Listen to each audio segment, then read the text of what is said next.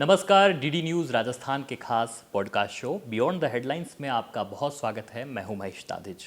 और दोस्तों, आज हमारे साथ पॉडकास्ट में जो खास मेहमान हैं वो राष्ट्रीय लोकदल के दिग्गज नेता, भरतपुर के लगातार दूसरी बार विधायक और पूर्व तकनीकी शिक्षा मंत्री डॉक्टर सुभाष गर्ग साहब। सर, आपका बहुत बहुत स्वागत है। नमस्कार।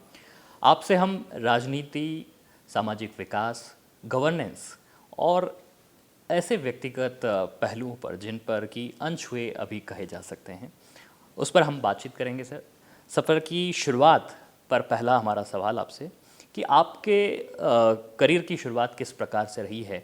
पिपला गांव आपका, और पिपला गांव से निकल कर के एक शिक्षक के रूप में आपने अपने करियर की शुरुआत की। किस तरह यह सफ़र था? देखिए, भरतपुर ज़िले का यूपी बॉर्डर पर मेरा गांव आता है, पीपला। वहाँ से मैंने जो है अपनी मिडिल शिक्षा पूरी की।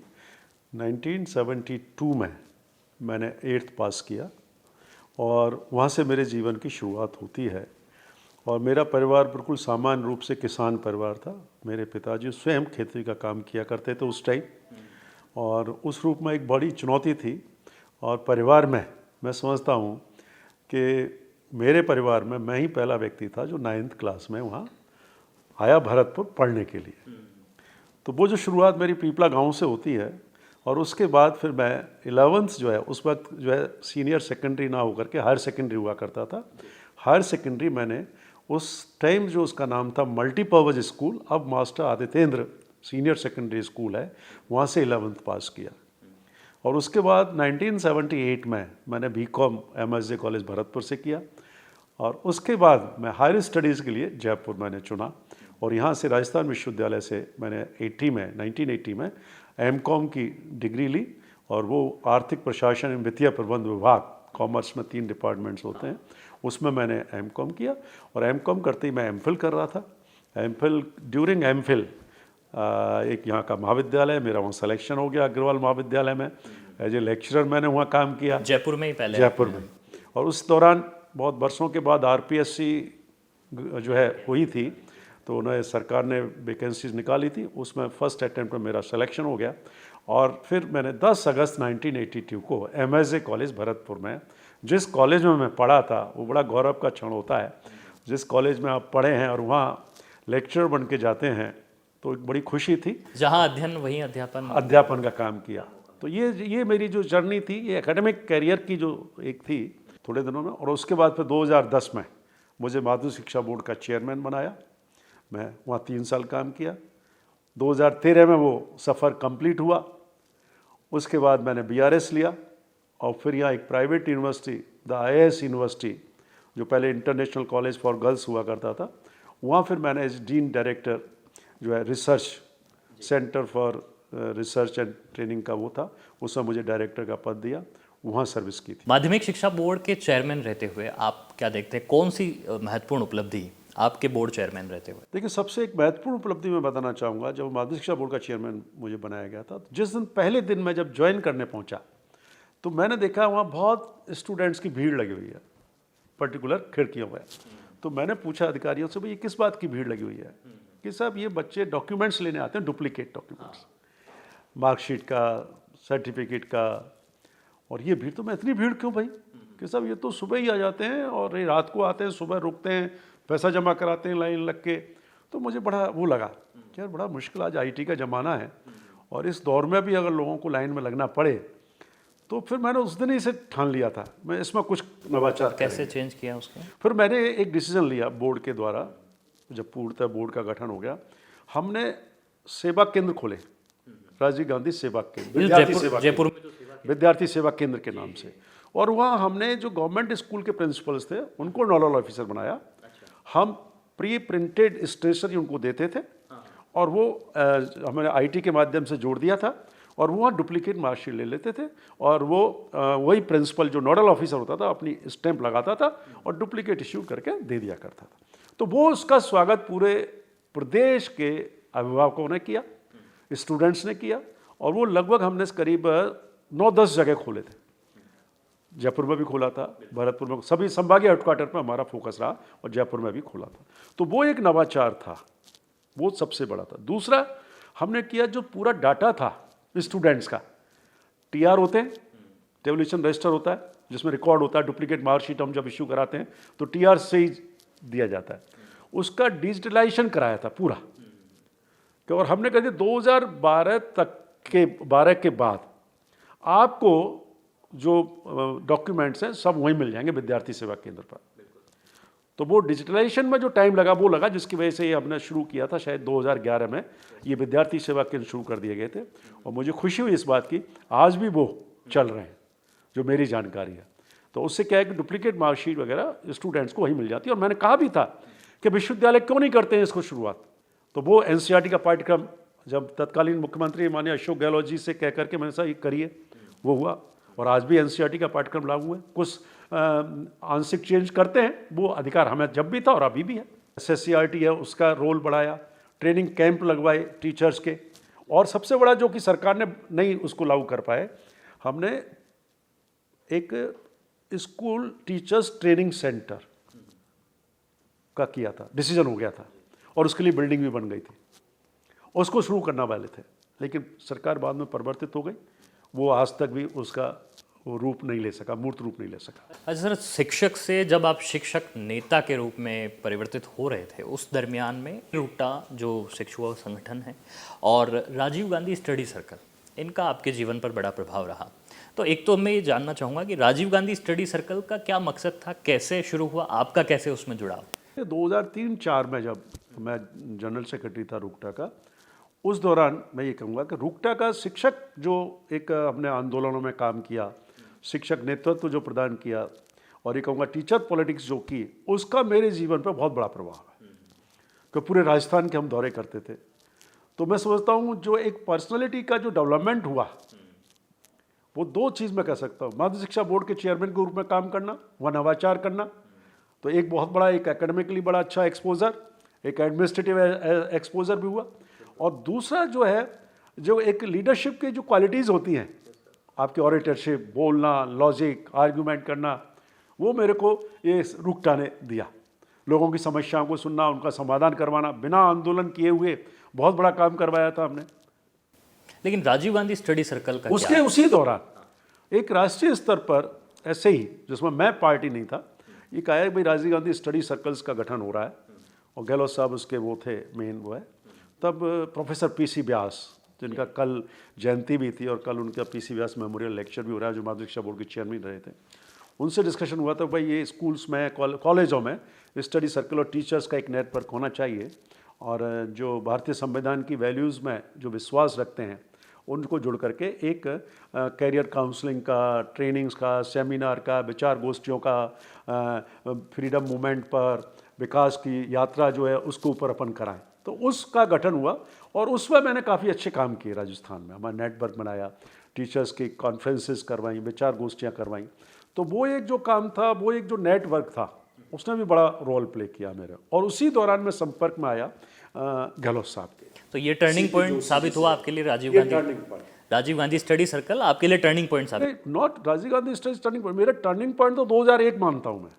जब मैं भरतपुर छोड़ के जयपुर आया, ये मैं कह सकता हूँ। तो वो जो टर्निंग पॉइंट था 2001 में, जब मैं जयपुर आया, जहाँ लगा कि वास्तव में कुछ करने की जरूरत है, उस दौरान फिर ये राजीव गांधी स्टडी सर्कल का जुड़ाव विचार गोष्ठियों में और गैर राजनीतिक एक्टिविटीज़ में, जो राजीव गांधी स्टडी सर्कल का एनजीओ था, उसमें काम करने का मौका मिला, जिसमें गहलोत साहब की नज़दीक आया और उन्होंने देखा कि आदमी कुछ कर सकता है। और एक बात तो बताना चाहूँगा, जो मैं कहना भी चाह रहा, 2013 में जब इलेक्शन होने वाले थे, मेरे से कहा था कि तुम चुनाव लड़ो भरतपुर से। मैंने ना, मैं सब मेरे बस की नहीं, इलेक्टोरल पॉलिटिक्स मैं नहीं कर पाऊंगा। 2018 में तो फिर 2013 में बिल्कुल मना कर दिया था कि मैं चुनाव लड़ूं। 18 में तो आप दिलचस्पी 18 में रखते थे आप। फिर 18 में जब ये 15-16 में लगातार उनका ही एक, पता नहीं, मैं ज़रूर कहना चाहूँगा, मैं मानता भी हूँ उनको, राजनीतिक गुरु मानता हूँ इस रूप में। पता नहीं उन्होंने मेरे में क्या देखा, क्या उन्होंने जज किया। वो हमेशा कहते थे कि नहीं, तुम जैसे लोगों को विधानसभा में जाना चाहिए। पता नहीं क्या, मैं ये तो नहीं कह सकता। तो उसने मेरे को बहुत ज़्यादा इंस्पायर किया। फिर मैंने कहा अब ये चाहते हैं तो चले, जो भी होगा देखते हैं। तो राजनीति में फिर ये डिसीजन लिया। 15-16 में मैं और सक्रिय हुआ, क्षेत्र में जाना शुरू किया। और क्योंकि मैं चेयरमैन रहा था, एक बात बताना चाहूँ, जब मैं चेयरमैन था मध्य शिक्षा बोर्ड का, तब मैंने क्षेत्र के स्कूलों के दौरे किए थे और पूरे राजस्थान में दौरे किए थे। प्राइवेट जो प्रैक्टिकल्स होते हैं वो नहीं कराते थे प्राइवेट स्कूल वाले, तो मैंने फ्लाइंग स्क्वाड का गठन करवाया था, उन पर भी छापेमारी करवाई थी। तो थोड़ा सा प्रैक्टिकल्स का होना चाहिए, अदरवाइज आदमी डिग्री ले लेता है, प्रैक्टिकल्स करना जानता ही नहीं, आप जानते हैं ऐसा होता है। तो वो जो चीज़ हुई उसकी वजह से तो मैं समझता हूँ तब ये हुआ, जब वो लगातार लगे रहे तो फिर मैं 16-17 में क्षेत्र में जाना चालू किया। लेकिन मेरी प्रतिष्ठा कैसे वहाँ पहुँची, मैं क्या कहता हूँ, एक तो मेरे पारिवारिक पृष्ठभूमि, मेरे फादर की मेरे क्षेत्र में अच्छी इमेज थी। अब नहीं है इस दुनिया में मेरे पिताजी, अभी जुलाई 24 में उनका निधन हो गया था। He was 95 years old. तो उनकी, और दूसरा मैंने चेयरमैन के रूप में जो सेंटर्स बनाए वहाँ, जब मेरा मकसद कोई राजनीतिक नहीं था उस दौरान, जब मैं चेयरमैन था बिल्कुल ही नहीं था, लेकिन क्षेत्र की एक उस क्षेत्र का जुड़ाव वहाँ पैदा हुआ। मेरी जन्मभूमि कर्मभूमि भी रही थी 2000 तक। तो उस रूप में लोगों को ये था कि भाई एक होप थी। और जब 2018 का चुनाव था, वर्तमान एमएलए विजय बंसल जी जो थे वो 3 इलेक्शन लड़ चुके थे, तो ये भी एक था कि एंटी इनकम्बेंसी उनकी थी, मैं बिल्कुल स्पष्ट स्वीकार करता हूँ। तो फिर मैंने मानस बनाया, मेरी टीम, टीचर्स की टीम और स्टूडेंट्स और सब ने मिलकर के पारिवारिक पृष्ठभूमि, और उस दौरान निश्चित रूप से उस वक्त मैं कांग्रेस से टिकट मांग रहा था। जब तो लोग 2018 में जब आप कांग्रेस से टिकट मांग रहे थे, अगर कांग्रेस का टिकट मिल जाता तो शायद आप मंत्री नहीं बन पाते। नहीं, वो तो है ही, कांग्रेस में तो भाई पहली बार के एमएलए को मंत्री नहीं बनाते हैं। अभी डेस्टिनी को कुछ मंजूर था, वो सीट जो है भरतपुर की सीट जो है लोकदल को गठबंधन में दे दी गई थी भरतपुर की, जबकि भरतपुर लोकल सीट का गठबंधन में देने का कोई औचित्य नहीं था उस टाइम। किन कारणों से दी गई, कुछ व्यक्तिगत राजनीतिक कारण हो सकते हैं लोगों के, जिसकी वजह से वो सीट लोकदल को दी गई। पर मैं ये कह सकता हूँ, कई बार जो आदमी, कुछ लोग बुरा करने की सोचते हैं, लेकिन डेस्टिनी बड़ा अच्छा कर देती है, और मेरे लिए तो अच्छा ही किया। आप शुरू में खुश नहीं थे, लेकिन बाद में ठीक रहा। बाद में ठीक रहा कि मैं को जनता ने मुझे आशीर्वाद दिया, मुझे एमएलए बना दिया, पहली बार का एमएलए। और फिर कांग्रेस ने मुझे निश्चित रूप से, और माननीय जयंत चौधरी जी ने मुझे मंत्री, तो मैं कांग्रेस नेतृत्व का, अशोक गहलोत जी का और उच्च नेतृत्व का भी, और मेरे नेतृत्व जो है जयंत जी का भी आभार भी बहुत, मैं एहसानमंद था कि मुझको एक पहली बार के एमएलए को और मंत्री बना देना, तो एक बहुत बड़ी मेरे लिए उपलब्धि भी थी और क्षेत्र के लिए भी उपलब्धि थी, ये मैं कह सकता हूँ। तो उस रूप में ये जो यात्रा रही, वो ये मैं कह सकता हूँ कि वो यात्रा कभी सोचा नहीं था जिंदगी में, सोचा नहीं था, प्लान नहीं किया था, प्लान कभी नहीं किया। लेकिन आपके साथ जो संघर्ष कर रहे थे वो लोग, मतलब डेस्टिनी का तो कहीं न कहीं असर दिखता है। ये देखिए, मैं आज भी आपने लोगों से, मैं कहता हूँ, सभी लोगों से कहता हूँ, चाहे मेरे शिक्षक साथी रहे और या जो लोग पॉलिटिक्स में आना चाहते हैं, उनसे भी मैं कहता हूँ, भाई 2 चीज़ों में विश्वास रखिए।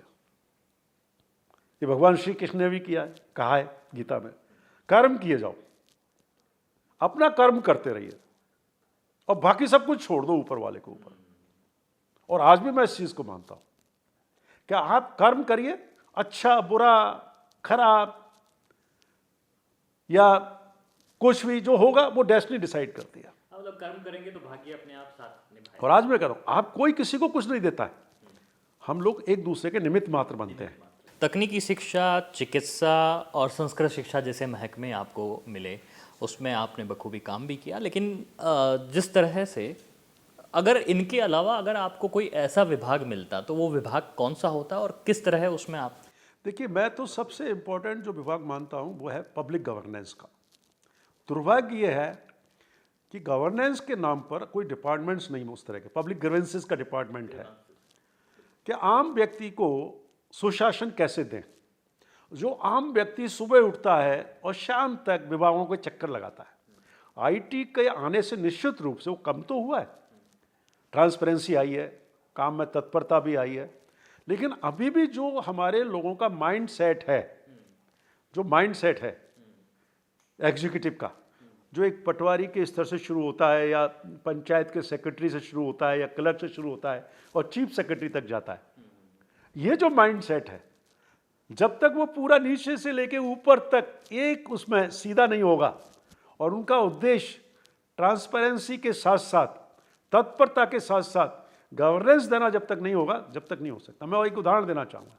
उस दौरान जब मैं मंत्री था तो मेरे को सेकंड एक्सपेंशन में पब्लिक ग्रीवेंसेस का विभाग दिया गया, जिसमें एक कमेटी बना रखी थी पूर्व भारतीय प्रशासनिक सेवा के अधिकारी श्री राम लुवाई जी की अध्यक्षता में। तो उन्होंने एक ड्राफ्ट तैयार किया था बिल का, जो उसमें था गारंटेड सर्विस डिलीवरी बिल, कि व्यक्ति को तयशुदा कार्यक्रम टाइम में, समय सीमा में उसको डिलीवरी होनी चाहिए सर्विसेज की। पब्लिक डोमेन में भी डाला, लोगों के रिएक्शन भी लिए, सुझाव भी लिए, एक फाइनल डॉक्यूमेंट तैयार हुआ।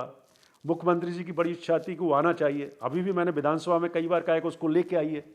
अगर वास्तव में हम चाहते हैं कि आम आदमी को गवर्नेंस मिले, सुशासन मिले, उसका काम क्यों नहीं हम टाइम बाउंड कर सकते हैं? ये सर्टिफिकेट है 5 दिन में मिलेगा, नामांतरण का काम 15 दिन में, 30 दिन में होगा। हाँ, वही सर्विस डिलीवरी वाला। दुर्भाग्य से वो नहीं आ पाया, और पता नहीं क्यों ब्यूरोक्रेट्स इसको नहीं चाहते हैं, ये मैं नहीं समझ पा रहा हूँ। सबसे बड़ा रोड़ा अफसरशाही थी उसमें। अच्छा सर, एक बात जो कॉमनली कही जाती है कि राजनीति में भ्रष्टाचार या प्रशासन में भ्रष्टाचार, इसको आप किस रूप में आप देखते हैं? देखिए, मैं 2 चीज़ ज़रूर कहना चाहूँगा। राजनीति में निश्चित रूप से पैसा चाहिए होता है, फैक्ट है, और सबसे ज़्यादा राजनीतिक लोग बदनाम होते हैं कि सभी राजनीतिक करप्ट है। जिन्होंने नहीं किया है उनके ऊपर भी आरोप लगते हैं, जो करते हैं उनके ऊपर तो है ही आरोप। तो इस तरह का एक है, और उसका एक बड़ा कारण है कि जैसे कार्यपालिका है, विधायिका है, और ये क्या नाम है, न्यायपालिका है। मैं चौथा और जोड़ता हूँ, मीडिया, आपका मीडिया भी है चौथा, वो भी स्तंभ है। ये जनरली जैसे राजनीतिक लोग आपस में लड़ते रहते हैं, एक दूसरे की कमजोरियां, एक दूसरे की लूप होल्स निकालते हैं। अफसरशाही आपस में कभी नहीं लड़ती है, तो लूप होल्स कैसे मालूम पड़े, कैसे कमियां आए? बहुत कम लोग हैं जो दे देते हैं, वो बात ठीक है। इसी तरह से न्यायपालिका है, एक दूसरे की कमजोरियां बहुत कम आ पाती हैं। इसी तरह मीडिया में फिर भी एक दूसरे की कोशिश करते हैं, लेकिन मीडिया में भी आप जानते हैं करप्शन, तो आप भी जानते हैं कितना होता है। तो ये जो करप्शन का जो इशू है ना, एक बड़ा कॉम्प्लिकेटेड इशू है, और इस करप्शन को ख़त्म करने का एक ही काम है कि हम जो मिनिमम टाइम सर्विस डिलीवरी वाला जो सिस्टम कंट्री में और स्टेट में लागू कर दें, कि उस टाइम में अगर आपने नहीं दी डिलीवरी तो स्वयं ऑटो सैंक्शन मान ली जाएगी। चाहे इंडस्ट्रियल लाइसेंस का मामला हो, चाहे दुकान खोलने का मामला हो, चाहे इंडस्ट्री लगाने का काम हो, कोई भी काम हो, जो स्टॉक होल्डर, जो वेरियस स्टेक होल्डर्स हैं, वो आपके पास आए, सारी आपने चेकलिस्ट दे दी, उसके बाद 30 दिन के अंदर उसको वो लाइसेंस या जो परमिशन, एनओसी जो भी मिलनी चाहिए मिल। क्या हो रहा है अब? जेन्युइन काम के चीजें, जेन्युइन काम कराने में भी आपको करप्शन कर देना पड़ता है, तो आप फाइलें पेंडिंग रह जाती है सर। इसको क्या कहोगे आप? तो ये जो चीज़ है ना, और मैं तो एक बड़ा स्पष्ट रूप से, अभी जब एनएलसी की कॉन्फ्रेंस पुणे में हुई थी, तो मैंने तो बाइट की, अगर युवा कोई भी राजनीति माना चाहता है तो पहले अपने बिजनेस से, अपने इंडस्ट्री से पैसा कमाओ और फिर आओ राजनीति में। आप समृद्ध हैं तभी राजनीति अच्छी है। करप्शन नहीं हो, ये होना चाहिए, ये हमारी प्राथमिकता हो। सर, राष्ट्रीय लोकदल से आप आते हैं। 2018-2023 में राष्ट्रीय लोकदल का गठबंधन राजस्थान में कांग्रेस के साथ में था। वही जब लोकसभा के चुनाव थे तो राष्ट्रीय लोकदल का गठबंधन एनडीए के साथ में हो गया, जहां फिर आपके जयंत चौधरी जो राष्ट्रीय अध्यक्ष हैं वो मंत्री भी बने। ये किस तरह बैलेंस कर पाते हैं आप? देखिए, निश्चित रूप से जब मैंने चुनाव लड़ा 2023 का, तो जब उस वक्त गठबंधन कांग्रेस से था, तब मैं जीत के आया। इसके बाद मई में जब चुनाव हुए लोकसभा के, तो राष्ट्रीय स्तर पर जो है राष्ट्रीय लोकदल का समझौता एनडीए के साथ हो गया। अब एनडीए के साथ होने पर निश्चित रूप से मैं सहयोगी एनडीए का ही हूँ उस वक्त, उस टेक्निकल टर्म्स में तो बिल्कुल निश्चित रूप से। और मैं गया भी था, अलवर भी गया था, और बीकानेर भी गया था मेघवाल जी के यहाँ, और भूपेंद्र यादव जी के यहाँ भी जैन जी के साथ भाषण भी वहाँ दिया था, और अभी भी उसी पार्टी धर्म को निभा रहा हूँ। लेकिन निश्चित रूप से बैलेंस करने में दिखाती राजस्थान में मैं महसूस कर, विशेषाधिकार हनन के कारण ऐसा नहीं, विशेषाधिकार हनन तो खैर एक अलग मुद्दा है, वो तो ऐसा मुद्दा था भी नहीं, वो तो ज़बरदस्ती विशेषाधिकार हनन बना दिया गया। मैंने तथ्यों के आधार पर बात की है, ना मैंने सरकार की आलोचना की, ना किसी एमएलए की आलोचना की, ना नाम लिया। मैंने केवल सरकार से मांग की जांच की जाए, ये मांग की थी। तो वो तो चलो पर किन कारणों से आया वो तो कमेटी के अधीन है, जो भी कमेटी निर्णय करेगी उसकी वो नहीं है। पर लेकिन निश्चित रूप से ये है कि एनडीए के सहयोगी है, जैन जी बाकायदा मंत्री हैं, पूरी भूमिका निभा रहे हैं। हम लोग भी कहीं भी हम एनडीए की आलोचना नहीं करते हैं, पूरा अपना पार्टी धर्म निभा रहा हूँ। आरएलडी का अब राजस्थान में किस तरह से फ्यूचर आप देख रहे हैं? यहाँ देखिए, वैसे भी देखिए, एक मान के चलिए, जिस तरह की राजनीतियाँ चल रही हैं आप पूरे देश में, प्रदेश नहीं पूरे देश में, हमेशा तीसरा विकल्प की संभावनाएं रहेंगी। आप मतलब ये स्थितियां हैं कि वो स्कोप है, क्योंकि अभी तो एक खराब करता है, दूसरा आता है, दूसरा पब्लिक सोचती है इसने ठीक नहीं किया, उसको बदल दो, उसको ले आओ, ये है। लेकिन तीसरा विकल्प अगर अच्छी तरह से काम करे, ईमानदारी से काम करे, ट्रांसपेरेंसी से काम करे, तो स्कोप है। थर्ड फ्रंट को आप कैसा मानते हैं? क्या जनता के लिहाज से अगर हम बात करें तो क्या ये फायदेमंद है उनके लिए? देखिए क्या होता है, अगर थर्ड फ्रंट सरकार बनाने में सक्षम है जब तो फायदेमंद हो सकता है, लेकिन अल्टीमेटली थर्ड फ्रंट बने और वो भी सहयोगी बने तो फिर मैं ज़्यादा उसको बहुत ज़्यादा रेटिंग नहीं करूँगा, हाई रेटिंग नहीं करूँगा कि उससे कोई फ़ायदा मिलेगा। भरतपुर क्षेत्र से आप एमएलए हैं और भरतपुर से ताल्लुक़ रखने वाले भी राजस्थान में मुख्यमंत्री हैं भजन लाल जी। किस तरह से आप देखते हैं भरतपुर के विकास में? तो अब यहाँ भी डबल इंजन जैसा कुछ बन रहा है?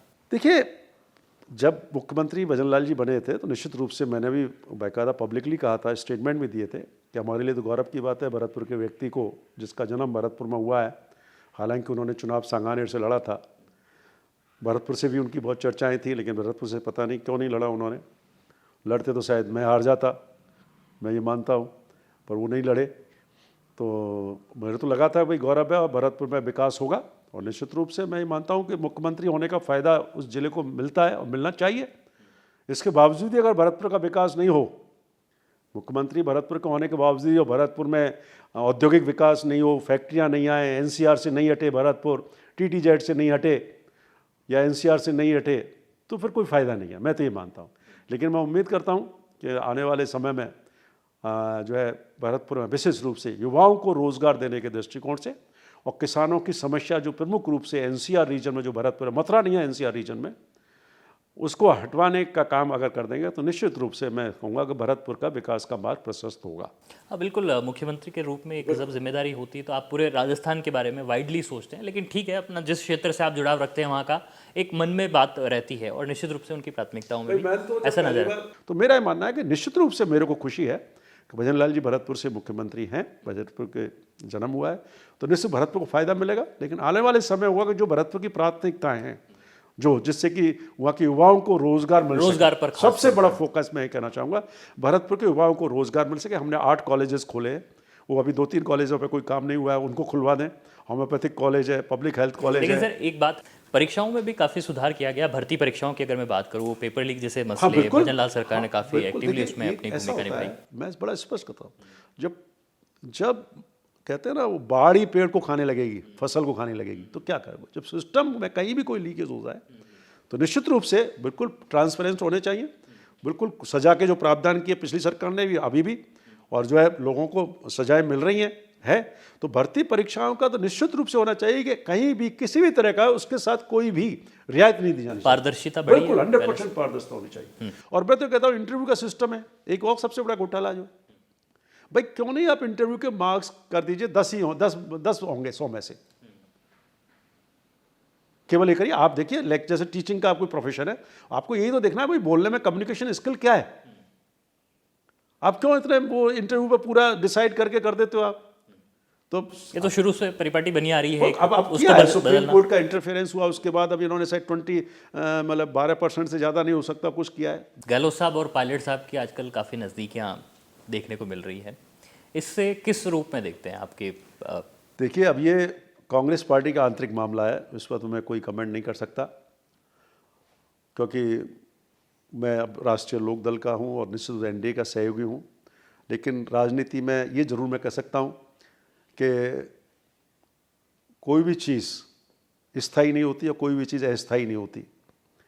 और राजनीति का एक बेसिक प्रिंसिपल होता है, बड़े बड़े राजनीतिक लीडर्स यही कहते हैं, राजनीति में कोई शत्रु नहीं होता और कोई मित्र नहीं होता। कब आपको मित्र धोखा दे जाए और कब आपका शत्रु आपका मित्र बन जाए, तो ये तो राजनीति में आप देखते हैं कि ये तो एक परिवर्तित प्रक्रिया है और ये पूरे ऑल ओवर द वर्ल्ड चल रही है, ये केवल राजस्थान या कहीं नहीं है।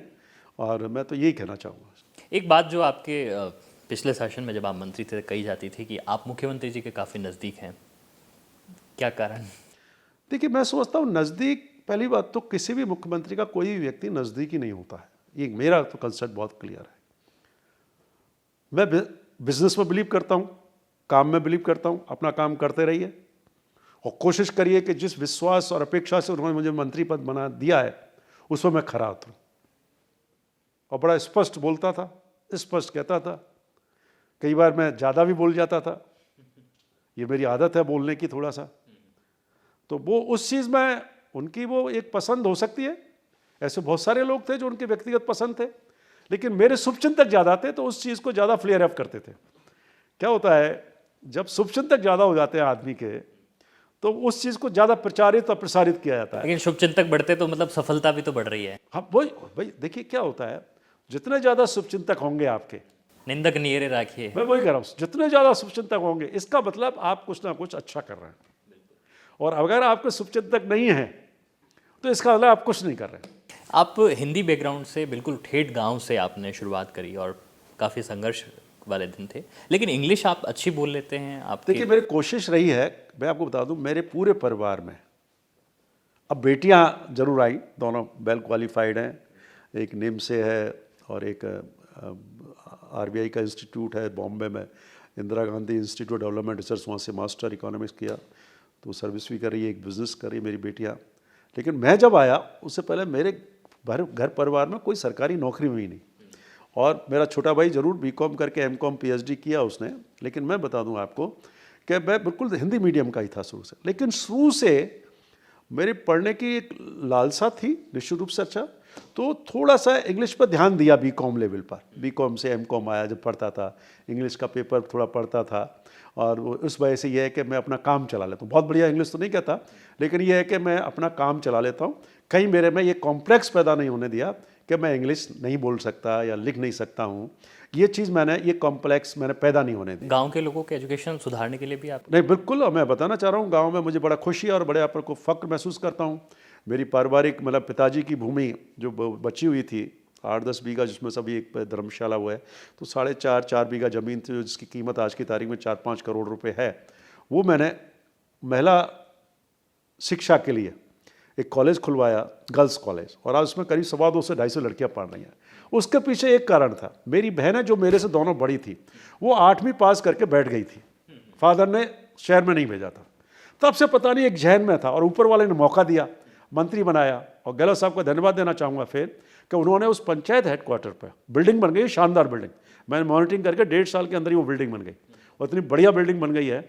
और वहाँ करीब 250 बच्चियाँ तीनों वर्ष में वहाँ अध्ययनरत हैं, और पास की बच्चियाँ भी, यूपी से भी कुछ बच्चियाँ वहाँ पढ़ने आती हैं।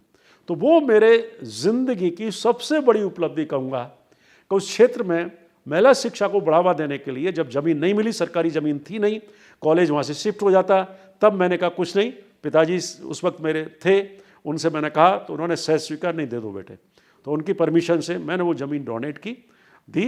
और मैं समझता हूँ ऊपर वाले ने इसी का ही कुछ है। और मैं तो ये कहूँगा, ज़िंदगी में मैंने मेहनत की, संघर्ष जो भी होता है हर आदमी करता है, लेकिन ऊपर वाले ने बहुत कुछ दिया मुझे, बहुत सम्मान दिया, वो दिया। और इस राजनीति की यात्रा में आरोप भी लगे हैं, और लोगों ने खूब बदनाम करने की कोशिश की, पर मैं जानता हूँ अपना कर्म करते रहिए, ऊपर वाला तय करेगा। कई बार ना किए की भी बदनामी हो जाती है, कुछ नहीं किया तो भी बदनामी हो जाती है। कुछ लोग ऐसे भाग्यशाली होते हैं, सब कुछ कर लेते हैं, फिर भी बदनाम नहीं होते हैं, ये वाली चीज़ें होती है, आरोप नहीं लगते हैं। और कुछ राजनीतिक रूप से माहिर होते हैं, वो लोग शातिर होते हैं, तो वो चीज़ उनको सक्सेस कर देती है। लेकिन फिर भी मैं अपनी जीवन यात्रा से, चाहे वो मेरी राजनीतिक रही, शैक्षिक रही, मैंने सिर्फ शिक्षक का भी मैंने अच्छी तरह से किया, 10-12 पीएचडी मेरे अंडर में की हैं, 10-12 पुस्तकें मैंने लिखी हैं, हिंदी मीडियम की, इंग्लिश मीडियम की लिखी हुई हैं किताबें। तो मेरे कई जो मल्टीफेसेट जो मेरा एक हुआ, तो मैं समझता हूँ सब बांके बिहारी जी की कृपा और गिरिराज महाराज की कृपा है। आपने आज हमारे साथ एक बहुत बेहतरीन बातचीत की, इस बातचीत के लिए समय निकाला, हम आपके बहुत बहुत आपको धन्यवाद देना चाहेंगे सर। आज हमारे इस कार्यक्रम में बस इतना ही, अब हमें इजाज़त दीजिए, आप बने रहें डीडी राजस्थान के साथ।